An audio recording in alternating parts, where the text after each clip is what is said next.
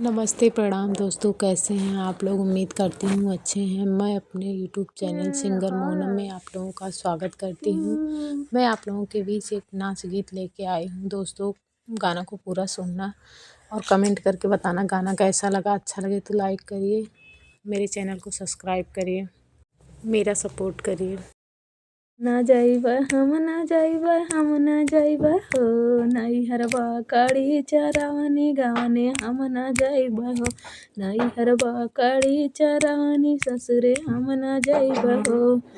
सास तनवा मारनी ससुर तनवा मार हो, ससुर तनवा मार तनवा ओनहु मारना, तनवा ओनहु मार हो। जे करौल सिंदूर दनवा तनवा ओनहु मार हो। नैहरबा कड़ी चरावनी ससुरे हम न जाइब हो। नैहरबा कड़ी चरावनी ससुरे हम न जाइब हो। जेठ तनवा मार जेठान तनवा मारनी, जेठान तनवा मार तनवा ओनहु मारना, तनवा ओनहु मार हो।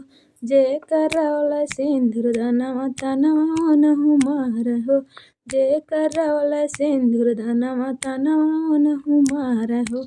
नैहरबा कड़ी चरावनी गवने हम ना जाइब हो। नैहरबा कड़ी चरावनी ससुरे हम ना जाइब हो।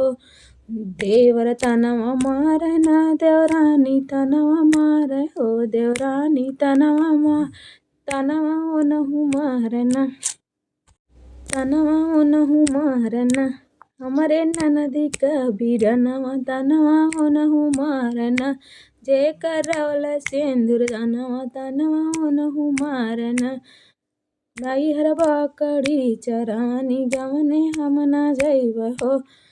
हम ना जाइब हम ना जाइब हम ना जाइब हो। नैहरबा कड़ी चरावनी ससुरे हम ना जाइब हो।